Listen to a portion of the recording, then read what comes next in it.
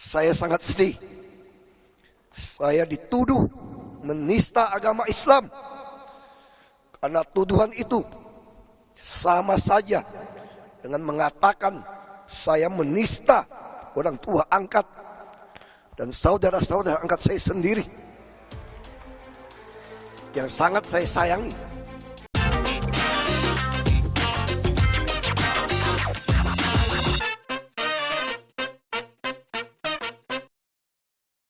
Dan percayalah, sebagai penutup, kalau Anda menzolimi saya, yang Anda lawan adalah Tuhan yang Maha Kuasa, yang Maha Esa.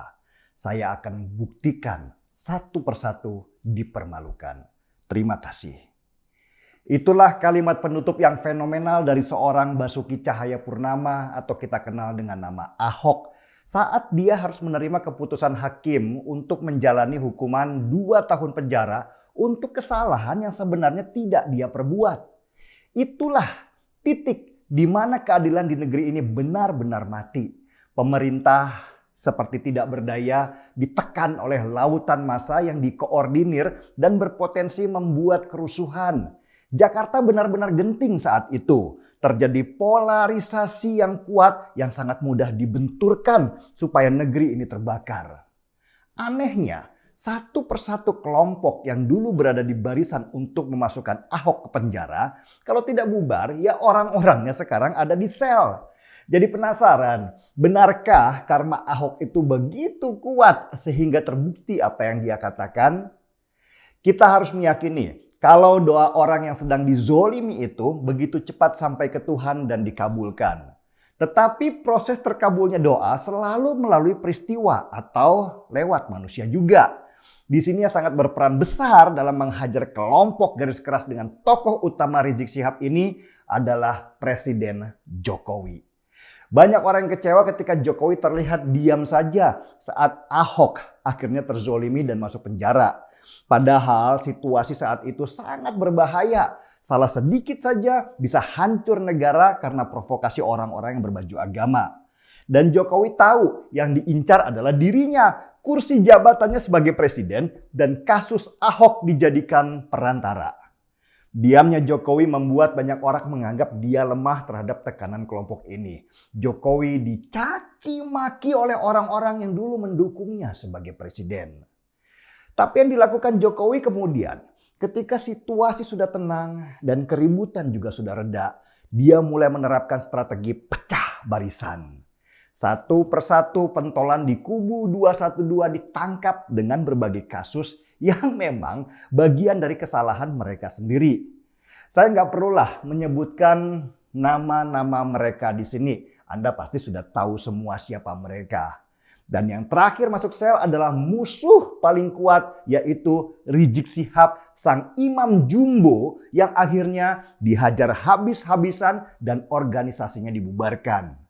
Rizik sendiri akhirnya divonis bersalah dan harus menjalani hukuman 4 tahun penjara. Apa yang dilakukan Rizik memang mengerikan. Dosanya dia sejujurnya jauh lebih besar dari kesalahan dia karena berbohong bahwa dia nggak kena corona.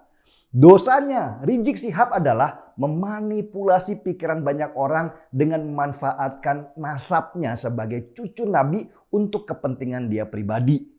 Dengan posisi itu, Rizik menjadikan dirinya sebagai nabi baru dengan konsep pengkultusan individu.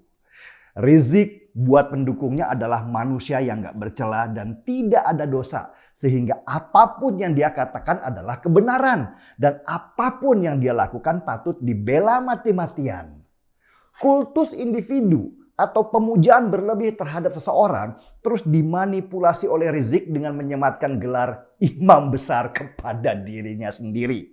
Sakit memang Rizik ini. Dia mungkin mengidap penyakit narsistik atau memuji dirinya sendiri secara berlebihan. Penyakit narsistik ini adalah penyakit jiwa. Gejalanya mirip banget dengan Rizik, yaitu dia butuh pujian kalau dirinya itu orang penting dan dia selalu mengabaikan perasaan orang lain. Narsisnya Rizik itu juga levelnya sangat tinggi sehingga dia lebih tepat dikatakan punya gangguan jiwa yang dikenal dengan nama keren megalomania. Kasihan sebenarnya kalau saya melihat Rizik yang terpenjara dalam pemujaan dirinya sendiri secara berlebihan. Tapi dampak yang dia lakukan itu akan sangat merusak. Orang yang percaya bahwa dia adalah cucu Nabi yang tidak berdosa akan melakukan apa saja untuk melindunginya, termasuk membunuh orang kalau bisa. Rizik sendiri mengakui kalau pemujaan orang terhadap dirinya datang dari umat yang polos dan lugu. Dalam artian umat polos dan lugu itu adalah umat yang gampang dibego-begoin sama Rizik dan saudara-saudaranya. Tapi umat yang polos dan lugu ini kalau diperintahkan serang, maka mereka akan seperti robot yang bisa menyerang dan merusak apa saja karena mereka nggak mampu berpikir. Ketidakmampuan mereka berpikir memang sudah sejak lama diprogram sejak awal. Supaya mereka manut saja apa kata ulama, karena ulama adalah jalan menuju surga. Jadi sudah seperti robot yang tidak punya akal untuk memilih mana yang salah dan mana yang benar. Itulah kenapa ketika Rizik memprovokasi di sidang, jangan salahkan saya kalau ada jutaan umat yang datang ke pengadilan karena imam besar dihina. Maka ada orang-orang atau robot-robot itu yang terpancing untuk memobilisasi dirinya datang ke pengadilan dan terpanggil untuk membebaskan Rizik. Mereka teriak-teriak jihad atau syahid sebagai jalan menuju surga. Meski anehnya ketika disemprot water cannon mereka serentak lari. Rupanya mereka lebih takut masuk angin daripada masuk surga saat itu juga. Ahok mungkin sekarang sedang tersenyum. Doanya terjawab sudah. Satu persatu yang menzolimi dia sudah masuk penjara. Tinggal Rizik yang mau tidak mau harus tinggal lebih lama di kamar sel yang katanya panas dan gerah. Meski kata para ustadz karbitan itu, penjara itu buat Rizik seperti taman surga. Marki sel, mari Rizik, kita persilahkan masuk sel. Saya seruput kopi dulu.